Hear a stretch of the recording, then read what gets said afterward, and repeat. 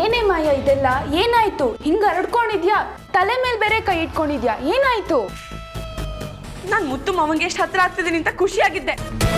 ಮಾತ್ರ ಷಣ್ಮುಖದಿಂದ cash handling ಹೋಯ್ತು. ಈ ಬೆಳ್ಳಿಯಿಂದ ಅಡ್ಗೆ ಮನೆ ಕಾಲಿಡ್ಬೇಡ, ಮನೆ ಕೆಲಸ ಯಾವುದಕ್ಕೂ ಕೈ ಹಾಕ್ಬೇಡ ಅಂತ ಮುತ್ತು ಮಾವನ ಹತ್ರ ಬೈಸ್ಕೊಳ್ಳೋಗಾಯ್ತು. ನಾನು ಒಂದೊಂದು ಸ್ಟೆಪ್ ಮೇಲೆ ಹೋಗ್ತಿದ್ದೀನಿ, ಮುತ್ತು ಮಾವಂಗೆ ಹತ್ರ ಆಗ್ತಿದ್ದೀನಿ ಅಂತ ಅನ್ಕೊಂಡೆ. ಆದ್ರೆ ಈ ಹಾವು ಏಣಿ ಆಟದಲ್ಲಿ ಹಾವು ಕಚ್ಚಿದಾಗ ಹೇಗೆ ಒಂದೇ ಸರಿ ಕೆಳಗೆ ಬಿಡ್ತಾರೆ ನೋಡು, ಹಾಗಾಗಿದೆ ನನ್ನ ಪರಿಸ್ಥಿತಿ. ಇದೆಲ್ಲ ಹೇಗಾಯ್ತು ಮಾಯಾ? ಉಪ್ಪು ಸಕ್ಕರೆ ಎರಡು ಒಂದೇ ತರ ಕಾಣಿಸ್ತಿತ್ತು.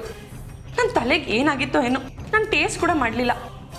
ಸಕ್ಕರೆ ಬದಲು ಉಪ್ಪು ಹಾಕಿ ಮುತ್ತು ಮಾವಂಗೆ ಕಾಫಿ ಮಾಡಿಕೊಟ್ಟೆ, ಸರಿಯಾಗಿ ಬೈಸ್ಕೊಂಡೆ. ಆ ಬೆಳ್ಳಿಗೆ ಎಲ್ಲ ಕೂತಿದ್ರು ಒಂದು ಮಾತು ಹೇಳಲಿಲ್ಲ ನೋಡು. ಅಕ್ಕ ಇದು ಉಪ್ಪು ಸಕ್ಕರೆ ಅಲ್ಲ ಅಂತ ಹೇಳಿದಿದ್ರೆ ಇಷ್ಟೆಲ್ಲ ಆಗ್ತಾನೆ ಇರಲಿಲ್ಲ. ಅಯ್ಯೋ ಬಿಡು ಮಾಯಾ, ಇನ್ನೂ ಟೈಮ್ ಇದೆ. ನಿನ್ ಪ್ಲೇಸ್ನ ನೀನ್ ವಾಪಸ್ ತಗೋಬಹುದು. ನನ್ನ ಮುತ್ತು ಮಾವನ್ ಮದ್ವೆ ಅಂದಾಗ್ಲಿ ಆ ಬೆಳ್ಳಿ ಷಣ್ಮುಖನ ಹೇಗೆ ಆಟ ಆಡಿಸ್ತೀನಿ ಅಂತ ನೋಡ್ತಿರು. ಬೆಳೆ ಇಂಥ ಡ್ರಾಮಾ ಕ್ವೀನ್ಗಳಿಗೆ, ಇಂಥ ಮೋಸಗಾರರಿಗೆ ಮೊದಲೆಲ್ಲ ಚೆನ್ನಾಗೇ ಇರುತ್ತೆ, ಆಮೇಲೆ ಕಾಲ ಕಳೆದಂಗೆ ಬಣ್ಣ ಕಳಚುತ್ತೆ ನೋಡು, ಅವಾಗ ಗೊತ್ತಾಗುತ್ತೆ ಅಸಲಿ ರೂಪ, ಕಪ್ಪು ಯಾವುದು ಬಿಳಿ ಯಾವುದು ಅಂತ. ಸಕ್ಕರೆ ಬದಲು ಉಪ್ಪು ಹಾಕಿ ಸರಿಯಾಗಿ ಸಿಕ್ಕಾಕೊಂಡ್ರು ನೋಡಿ. ಅದಕ್ಕೆ ಹೇಳೋದು ಬೆಳ್ಳಿ, ದೇವ್ರು ಯಾರ್ಯಾರಿಗೆ ಏನೇನು ಕೊಡಬೇಕು ಅದನ್ನೆಲ್ಲ ರೆಡಿ ಮಾಡಿಟ್ಟಿರ್ತಾನೆ. ಕ್ಯಾಶ್ ಹ್ಯಾಂಡ್ಲಿಂಗ್ ನಂದೇ, ಅಡುಗೆ ಮನೆ ನಂದೇ, ಬಾತ್ರೂಮ್ ಕ್ಲೀನಿಂಗ್ ನಂದೇ ಅಂತೆಲ್ಲ ಕೂಗಾಡ್ತಿದ್ರಲ್ಲ, ನಿನಗೆ ಯಾವುದು ಬೇಡ ಎಲ್ಲ ಕೊಟ್ಬಿಡು ಅಂತ ಕಿತ್ಕೊಬಿಟ್ಟ. ಸದ್ಯ ನನ್ನ ಮುತ್ತು ಮಾವ ಪೂರ್ತಿಯಾಗಿ ಬದಲಾಗಿ ಹೋಗಿದ್ದಾರೆ ಅಂತ ಈ ಊರ್ನೇ ಬಿಟ್ಟು ಹೋಗೋಕೆ ತಯಾರಿ ಮಾಡ್ಕೊಂಡಿದ್ದೆ. ತಂಗಬ, ಜೀವನದಲ್ಲಿ ತಾಳ್ಮೆ ಇರಬೇಕು ತಂಗಬ, ಅದನ್ನ ಯಾವತ್ತೂ ಬಿಟ್ಕೊಡ್ಬೇಡ. ನೋಡು, ಇಷ್ಟು ದಿನ ತಾಳ್ಮೆಯಿಂದ ಇದ್ದೆ, ಅದಕ್ಕೆ ಈಗಲೂ ಮುತ್ತು ನಿನ್ ಕಡೆನೇ ಇರೋದು. ಅದು ಇದು ಯೋಚನೆ ಮಾಡಿ ತಲೆ ಕೆಡಿಸ್ಕೊಂಡು ಈ ಮನೆ ಬಿಟ್ಟು ಹೋಗಿದ್ದೆ ಅನ್ಕೋ, ನಿನ್ನ ಜಾಗನ ಮಾಯಾ ಸಂಪೂರ್ಣವಾಗಿ ಆವರಿಸ್ಕೊಂಡ್ಬಿಟ್ರೋಳು. ಮೊದಲು ನನಗೂ ಬೇಜಾರಾಯ್ತು ಬೆಳ್ಳಿ. ಮಾಯಾ ಬಿಸ್ನೆಸ್ ವಿಷಯ ಅಂತ ಮುತ್ತು ಹತ್ತತ್ರ ಆಗ್ತಾನೆ ಇದ್ಲು. ಹತ್ರ ಇದ್ದಾಗಲೇ ನಿಜವಾದ ರೂಪ ಗೊತ್ತಾಗೋದು. ಈಗ ಗೊತ್ತಾಯ್ತಲ್ಲ ಮುತ್ತುಗೆ ನಿಜವಾದ ಮಾಯಾ ಏನು ಅಂತ.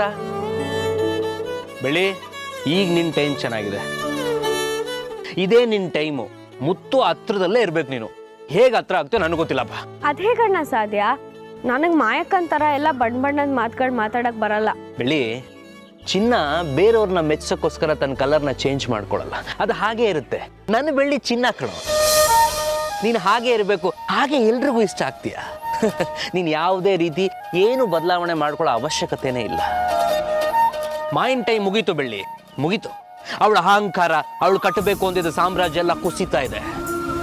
ಮುತ್ತು ನಾ ಮದುವೆ ಆಗಬೇಕು ಅಂತಿರೋ ಕನಸು ನೆನಸಾಗ ಸಾಧ್ಯತೆನೇ ಇಲ್ಲ.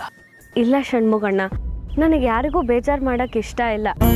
ಮಾಯಕ್ಕನೇ ಮುಂದೆ ನಿಂತು ನಂದು ಮುತ್ತು ಮಾವನ್ ಮದ್ವೆ ಮಾಡ್ಬೇಕು ಅಂತ ಆಸೆ ಇದೆ. ಅವರು ಬದಲಾಗಬೇಕು, ನಿಜ ಸಂಗತಿಗಳಿಗೆ ನಿಜ ರೂಪಕ್ಕೆ ಬೆಲೆ ಕೊಡ್ಬೇಕು, ಅವರು ಚೆನ್ನಾಗಿರ್ಬೇಕಣ್ಣ. ಯಾರಿಗ್ ಗೊತ್ತು ಬೆಳ್ಳಿ, ಯಾರ್ಯಾರಿಗೋ ಎಲ್ಲೆಲ್ಲೋ ಜ್ಞಾನೋದಯ ಆಗುತ್ತೆ. ಯಾರು ಗೊತ್ತು, ಮಾಯಿಂಗು ನಿನ್ನ ಮನಸ್ಸು ನೋಡಿ, ನಿನ್ನ ಒಳ್ಳೆತನ ನೋಡಿ ಜ್ಞಾನೋದಯ ಆದ್ರೂ ಆಗ್ಬೋದು. ನೋಡೋಣ ಆ ದೇವ್ರು ಏನ್ ಹೇಳ್ತಾನೋ ಹಾಗೆ. ಹಣೆ ಬರಹಕ್ಕೆ ಹೊಣೆ ಯಾರು ಅಂತ ಕೇಳಿದೀನಿ. 30 ದಿನದಲ್ಲಿ ಎಲ್ಲ ಬದಲಾಗತ್ತೆ ಅಂತ ಹೇಳಿದ್ರಿ. ಈಗಾಗ್ಲೇ 15 ದಿನ ಮುಗ್ದೋಗಿದೆ.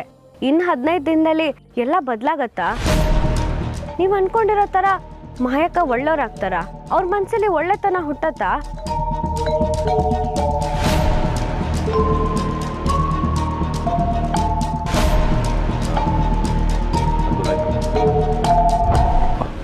ಮತ್ತೆ ಯಾವಾಗ ಬಂದ್ರಿ? ನಾನು ಪ್ರತಿ ಸಲ ಬರ್ತೀನಿ, ಎಲ್ರನ್ನೂ ನೋಡ್ತೀನಿ, ಎಲ್ರ ಹತ್ರನೂ ಮಾತಾಡ್ತೀನಿ, ಹೋಗ್ತೀನಿ. ಆದರೆ ಏನು ಬದಲಾವಣೆ ಇಲ್ಲ ಅಳಿ ಅಂದ್ರೆ. ಅಮ್ಮ ಹೇಗಿದ್ಯಾ ಅಂತ ಕೇಳ್ತಿದ್ದಾರೆ, ಸುಮ್ಮನೆ ಉತ್ತರ ಕೊಡಕ್ಕಾಗಲ್ವಾ? ನನ್ನ ಹತ್ರನೂ 100 ಪ್ರಶ್ನೆಗಳಿದೆ.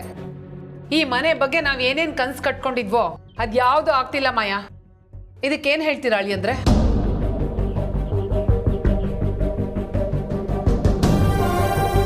ಎಂಗೇಜ್ಮೆಂಟ್ ಮಾಡ್ಕೊಂಡಿದ್ದಾಯ್ತು, ಬೆಳ್ಳಿನ ಮದುವೆ ಆಗಿ ಅಂತ ಊರ್ನವ್ರು ಬಂದು ಮಾತುಕತೆ ಆಡಿದ್ದು ಆಯ್ತು.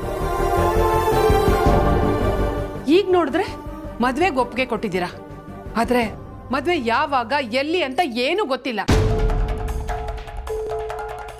ನೋಡಿ, ಹೆಣ್ಮಕ್ಳನ್ನ ಹೆತ್ತು ನೆಂಟ್ರ ಮನೇಲಿ ಬಿಡಕ್ಕೆ ನಾವೇನು ಗತಿ ಕೆಟ್ಟಿಲ್ಲ. ಅಮ್ಮ ಬರ್ತಿದ್ದಾಗೆ ಜಗಳ ತೆಗಿಬಿಡ. ಸ್ವಲ್ಪ ಬಾಯಿ ಮುಚ್ಕೊಂಡಿರಕ್ಕಾಗಲ್ವಾ ನಿನಗೆ? ಹೇಗಿದೆಯಾ ಅಂತ ವಿಚಾರಿಸ್ಕೋತಿದ್ದಾರೆ. ಒಂದು 4 ಒಳ್ಳೆ ಮಾತಾಡ್ಬೇಕನ್ನೋದೇ ಇಲ್ಲ. ರುಕ್ಮಿಣಿ ಸರಿಯಾಗೇ ಹೇಳ್ತಾ ಇದ್ದಾಳೆ ಮಾಯಾ. ಹೆಣ್ಣು ಹೆತ್ತಿರೋರ ಕಷ್ಟ ಏನು ಅಂತ ನನಗೂ ಅರ್ಥ ಆಗತ್ತೆ.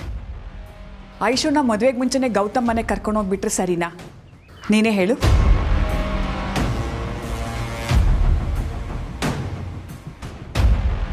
ನನ್ನ ತಮ್ಮ ನೀಲ್ಕಂಠ ನಿನ್ನನ್ನು ನನ್ನ ಜವಾಬ್ದಾರಿಗೆ ಬಿಟ್ಟು ಬಾರದೇ ಇರೋ ಜಾಗಕ್ಕೆ ಹೊಟ್ಟೋದ.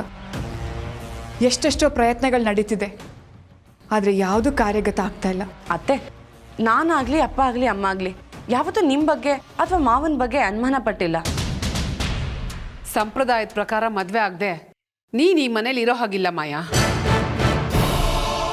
ನೋಡಿ 4 ಜನ 4 ಥರ ಮಾತಾಡ್ತಾರೆ. ಒಂದು ಸರ್ತಿ ಕೊರ್ಲಿಗೆ ತಾಳಿ ಬಿದ್ಮೇಲೆ ಆ 4 ಜನನು ಬಾಯಿ ಮುಚ್ಕೊಂಡು ಸುಮ್ಮನೆ ಇರ್ತಾರೆ. ಈಗ ಸ್ವಲ್ಪ ನೀನು ಸುಮ್ಮನೆ ಇರು. ಏನೋ ನನಗೆ ಗೊತ್ತಿಲ್ಲ ಅಳಿ ಅಂದರೆ ಎಲ್ಲ ನಿಮ್ಮ ಮಾತಿನ ಮೇಲೆ ನಿಂತಿದೆ. ನೀವೇನು ನಿರ್ಧಾರ ತಗೊಂಡಿದ್ದೀರಾ ಹೇಳಿ. ಯಾವ್ದ್ರ ಬಗ್ಗೆ ಅತ್ತೆ? ಅದೇ ಅಳಿ ಅಂದರೆ ಮಾಯನ್ ಮದುವೆ ಆಗ್ತೀನಿ ಅಂತ ಹೇಳಿದ್ರಲ್ಲ, ಮುಹೂರ್ತ ಯಾವಾಗ ಇಡೋದು ಅಂತಾನೂ ಹೇಳಿ. ಅತ್ತೆ, ಮಾಯಾ ಇನ್ನೂ ಈಗ ತಾನೇ ಎಕ್ಸ್ಪೋರ್ಟ್ ಇನ್ಚಾರ್ಜ್ ತೊಗೊಂಡಿದ್ದಾಳೆ. ರೈಸ್ ಮಿಲ್ನು ಸ್ವಲ್ಪ ಸ್ವಲ್ಪ ನೋಡ್ಕೋತಾ ಇದ್ದಾಳೆ. ಇನ್ನೊಂದು ಸ್ವಲ್ಪ ದಿನ ಹೋಗಲಿ, ನಾನೇ ಬಂದು ಮದುವೆ ವಿಚಾರವಾಗಿ ಮಾತಾಡ್ತೀನಿ. ಸ್ವಲ್ಪ ದಿನ ಅಂತ ವರ್ಷದ ಮೇಲಾಯ್ತಲ್ಲ ಅಳಿ ಅಂದರೆ. ಹೆಣ್ಣು ಹೆತ್ತೋರ್ ಸಂಕಟ ನಿಮ್ಗೇನು ಅರ್ಥ ಆಗಬೇಕು ಹೇಳಿ. ನೋಡಿ, ನಿಮ್ಗಾಗಲ್ಲ ಅಂದರೆ ಹೇಳ್ಬಿಡಿ, ನಾವು ಬೇರೆ ದಾರಿ ನೋಡ್ಕೊಳ್ತೀವಿ. ಅಮ್ಮ, ಈಗಷ್ಟೇ ಎಲ್ಲ ಸರಿ ಹೋಗ್ತದೆ. ನೀನು ನೋಡಿದ್ರೆ ಹಾಳು ಮಾಡ್ತಿದ್ಯಲ್ಲ. ಮಾಯಾ, ನಾನು ನಿನ್ನನ್ನು ಹೆತ್ತಿದ್ದೀನಾ ಇಲ್ಲ ನೀನು ನನ್ನನ್ನು ಹೆತ್ತಿದ್ಯಾ? ನೋಡು, ಯಾವಾಗ ಎಲ್ಲಿ ಏನು ಮಾತಾಡಬೇಕು ಅಂತ ನನಗೆ ಚೆನ್ನಾಗಿ ಗೊತ್ತಿದೆ. ನೀನು ಸ್ವಲ್ಪ ಬಾಯಿ ಮುಚ್ಕೊಂಡಿರು. ನೀವು ಹೇಳಿ ಅಳಿ ಅಂದರೆ ಜ್ಯೋತಿಷ್ರನ್ನ ಯಾವಾಗ ಕರೆಸ್ಲಿ? ಅತ್ತೆ, ಐಶು ಗೌತಮ್ದು ಮದುವೆ ನಡಿಬೇಕು. 2 ಮದುವೆ ಒಂದೇ ದಿನ ನಡೆಯೋ ಹಾಗೆ ನಿರ್ಧಾರಕ್ಕೆ ಬರೋಣ. ನೋಡಿ ಅಳಿ ಅಂದರೆ 1 ತಿಂಗಳು ಟೈಮ್ ಅಷ್ಟೇ, ಇನ್ನು ಜಾಸ್ತಿ ಕಾಯಕ್ಕಾಗಲ್ಲ.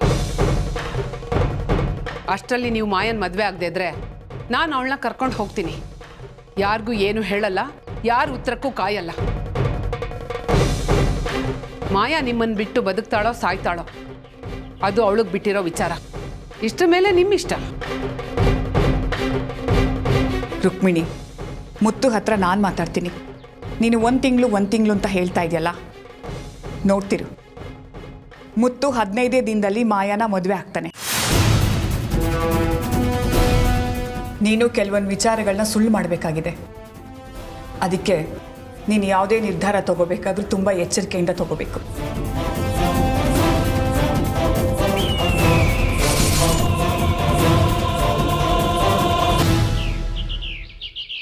ಹೆಂಗನ್ನ ಮಾಡಿ ಈ ವಿಷಯ ಮುತ್ತಣ್ಣಂಗೆ ತಿಳಿಸ್ಲೇಬೇಕು. ತಿಳಿಸಲ್ಲ ಕೊಡ್ರಿ, ಶಣ್ಮಗಣ್ಣ ಬರ್ತೀನಿ ಅಂತ ಹೇಳಿದಾರಲ್ಲ, ಬಂದ್ಬಿಡ್ತಾರೆ. ಬಂದಾಗ ಹೇಳನ್ ಬಿಡಿ. ತಗೋ ಬಂದೇ ಬಿಟ್ರಲ್ಲ ಶಣ್ಮಗಣ್ಣ.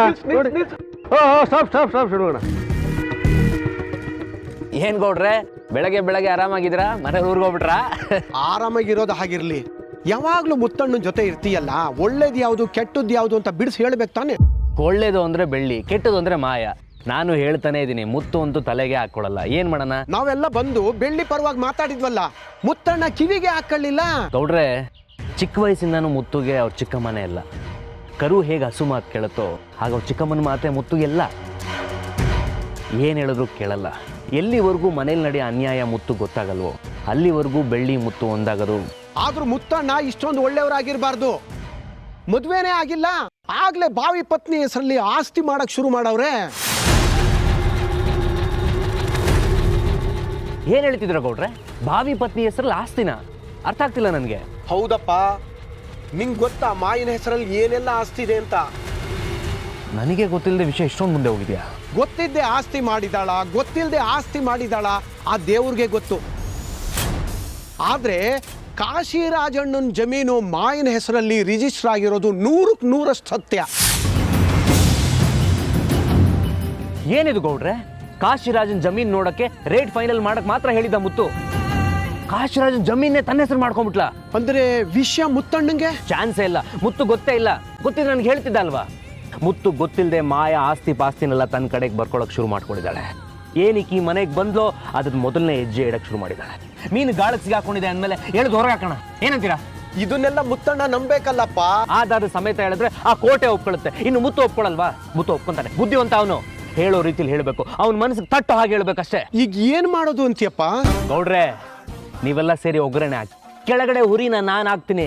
ಒಂದೊಳ್ಳೆ ಸ್ವೀಟ್ ರೆಡಿ ಮಾಡೋಣ. ಮಾಯಿಂಗ್ ಸಾಕು ಸಾಕು ಅನ್ನಷ್ಟು ತಿನ್ಸೋಣ. ಆ ಘಾಟ್ನ ಮಾಯಾ ತಡ್ಕೋತಾಳ? ಘಾಟ್ ಕಟ್ಟಬೇಕು. ಗಾಳಿ ಪಟದ ಥರ ಗಿರಿಕಿ ಹೊಡಿತಾಳೆ, ನೋಡ್ತಾ ಇರಿ, ಗಿರಿಕಿ ಹೊಡಿತಾಳೆ. ನನ್ನ ಬೆಳ್ಳಿನ ಮನೆ ಬಿಟ್ಟು ಓಡಿಸ್ತೀನಿ ಅಂತ ಇದ್ಲು. ಇವತ್ತು ಅವಳಿಗೆ ಅಡ್ರೆಸ್ ಇಲ್ದಂಗೆ ಮಾಡ್ತೀನಿ.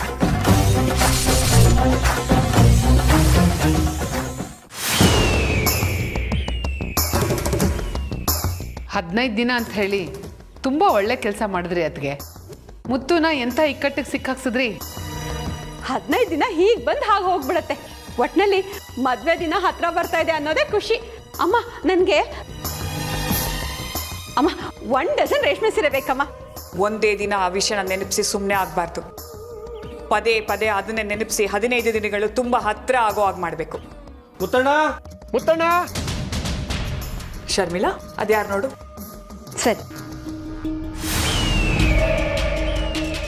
ನಮಸ್ಕಾರ ಚಿಕ್ಕಮ್ಮವ್ರೆ. ನಮಸ್ಕಾರ ಗೌಡ. ಹೇಳಿ. ಮುತ್ತಣ್ಣ ಅವ್ರು ನೋಡ್ಬೇಕಿತ್ತು.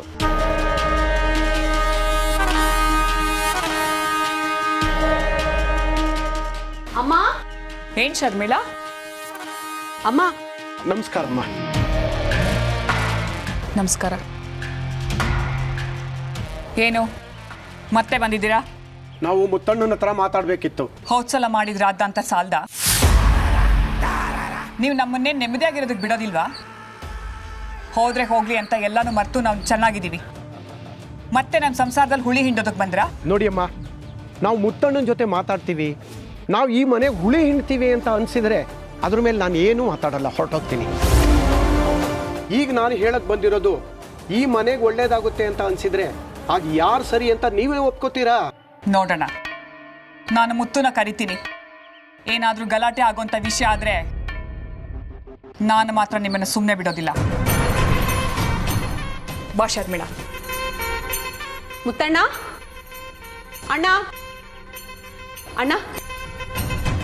ಏನು ಶರ್ಮಿಳಾ? ಅಣ್ಣ, ಊರ್ ಗೌಡ್ರು ಬಂದಿದ್ದಾರೆ, ಕರೀತಿದ್ದಾರೆ. ಹೌದಾ? ಒಳಗೆ ಕರೆಯೋದಲ್ವಾ? ಗೌಡ್ರೆ ನಮಸ್ಕಾರ. ನಮಸ್ಕಾರ. ಇದ್ಯಾಕೆ ಹೊರಗಡೆ ನಿಂತಿದ್ದೀರಾ? ಬನ್ನಿ ಒಳಗೆ. ಪರವಾಗಿಲ್ಲ, ನೇರವಾಗಿ ವಿಷಯಕ್ಕೆ ಬಂದ್ಬಿಡ್ತೀನಿ. ಈ ಪೇಪರ್ಸ್ ನೋಡಿ. ಏನು ಗೌಡ್ರೆ ಇದು?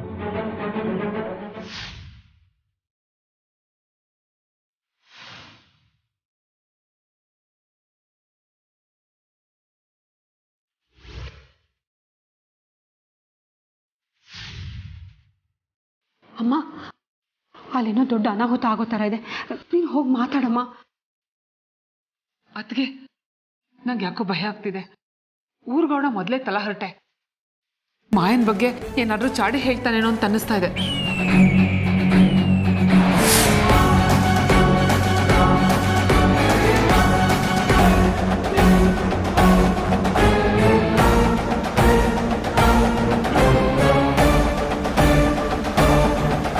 ನೀವು ಹೇಳಿದ ಸತ್ಯನಾ? ಪೇಪರ್ಸ್ ಕೊಟ್ಟಿದ್ದೀನಿ, ನೀವೇ ನೋಡಿ. ಬೇಕಿದ್ರೆ ಆಫೀಸಿಂದ ಕನ್ಫರ್ಮೇಷನ್ ತಗೊಳ್ಳೋಣ. ಆಮೇಲೆ ಯಾವ್ದು ತಪ್ಪು ಯಾವ್ದು ಸರಿ ಅಂತ ಮಾತಾಡಿ. ನನಗೆ ಮುಂಚೆಯಿಂದಲೂ ಅನುಮಾನಗಳಿದ್ದೇ ಇತ್ತು, ಇವತ್ತು ಕ್ಲಿಯರ್ ಆಯಿತು ನೋಡಿ. ಆದರೆ ನೀವೇ ಸ್ವಲ್ಪ ಗೊಂದಲದಲ್ಲಿದ್ರಿ. ಇನ್ಮೇಲಾದರೂ ಬದಲಾಗಿ ಮುತ್ತಣ್ಣ. ನಾವಿನ್ನು ಬರ್ತೀವಿ, ಬನ್ರಪ್ಪ.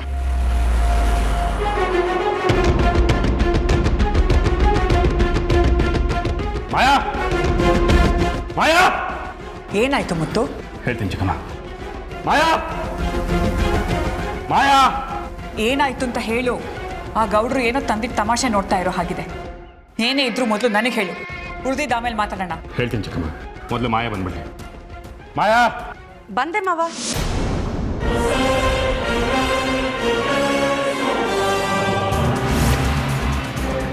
ಹೇಳಿ ಮಾವ, ಯಾಕೆಲ್ರು ಹೀಗೆ ನಿಂತಿದ್ದೀರಾ?